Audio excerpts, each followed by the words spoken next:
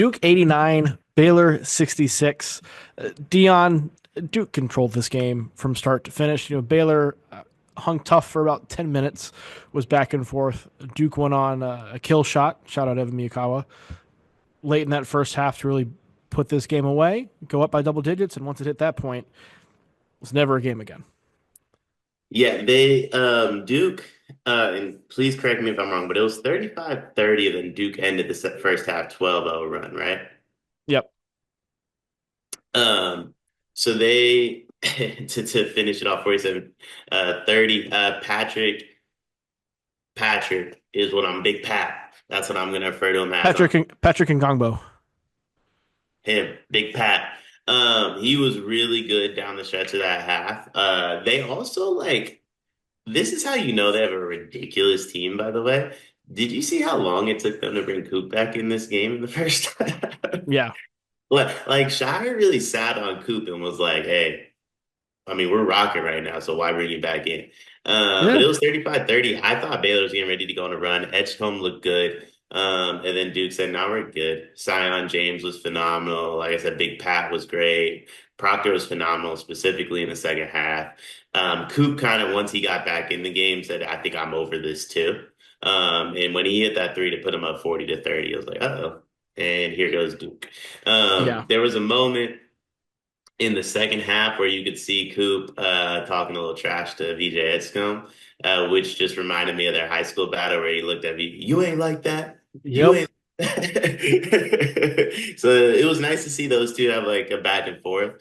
I think all sports need that. And obviously, Coop yet again gets the best of VJ Edgecombe, but some Shocking. tells me they'll be having a lot of battles at the next level as well. Yeah, we'll see them play for another Yeah. decade and a half against each other. Cooper Flag finished with 18 points, 9 boards, 6 assists. Tyrese Proctor was Duke's leading scorer, 25 points, 7 of 8 from three. He finished the first weekend here in Raleigh, 13 of 16 from three between the two games. He's the first Duke player to hit back to back or to have back to back games with more than 5 threes since John Shire did it in 2010. Jesus. Yeah. His shooting when he shoots like that, Duke is on a different level. The I can't say enough about how dominant Duke looked in this game. We saw all the other one seeds struggle this weekend, and Baylor, you could argue, is the weakest of the 8-9 teams that played in the second weekend. And I could agree with you there. A lot of the talk, particularly in the second half of this game, was how great Duke's defense looked. Baylor could get nothing at the rim. Duke was forcing turnovers. Well, Baylor only had 5, but they were able to get out in transition, limited Baylor's 3-point attempts, took Edgecombe somewhat out of the game, made things difficult for Baylor. Duke's defense was really, really good. Duke also shot 64.4% from the field and 54% from three. Yeah. But you don't hear that talked about, the fact that they put forth like an otherworldly offensive performance. Yeah, I mean, I'm not gonna, I want to push back on it, but I don't know how much worse I think Baylor is than the other 8-9s. Like, are they probably worse? I think I would agree that they're the worst of the four, but I don't think it's not it's not a 23 point difference, if you know what I mean. Like I said, I wouldn't push back on it. I do see the argument, but I think Baylor is pretty good. Obviously, I mean, for them to get to this point in the season.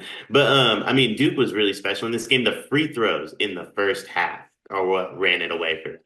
Mm. So it was, I mean, I want to say something like that Baylor shot like an extra 15 shots specifically in the first half, 23 over the course of the game.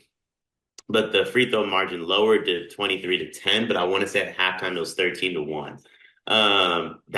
That's literally the difference in the game in that first half for a little bit. So Yeah, I mean Baylor tried to hang around. Like I think of the 8-9 seeds, I'm not gonna say they had the best performance, but they had an extremely tall task, and I would say that they lived up to it. Maybe UConn is the only one that really obviously lived up to it even more. And full recap that game up on the channel as well.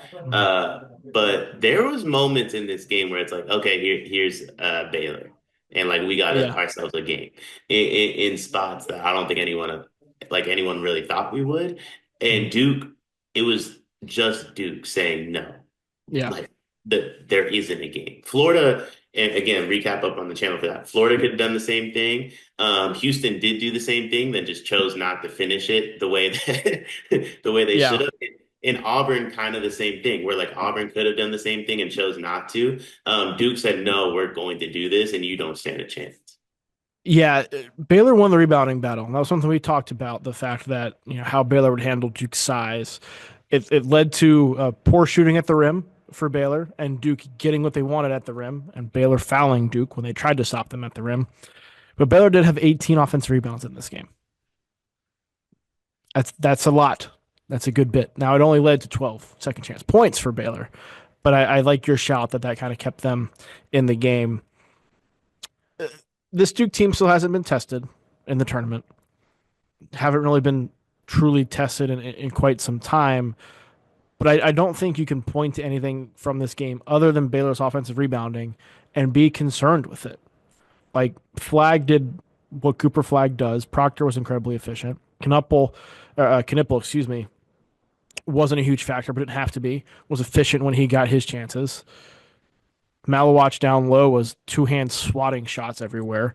Yeah, And Gongba has become a really good player for them. Caleb Foster's come back in the rotation and given them valuable minutes. It's scary to think about Duke in this light, but there's a lot of like last year UConn vibes with this team that feel inevitable. And last year, I think part of that was you didn't know if anybody else was like truly elite in the country. Purdue had an elite player in Zach Edey, but UConn was, the team was on a tier of their own. yeah. The top of the sport this year is much stronger, and Duke may still be that inevitable force that's that much better than everybody else. You have to play perfect. You have to. Yeah. That's the only way to beat Duke is literally you have to play perfect. And I think that's what's so interesting about this game to where like I'm kind of like maybe Baylor did have the best performance of an 8-9 seed because they did for about 18 minutes. And I'm Yeah. not sure we've seen a team play perfect against Duke for that long.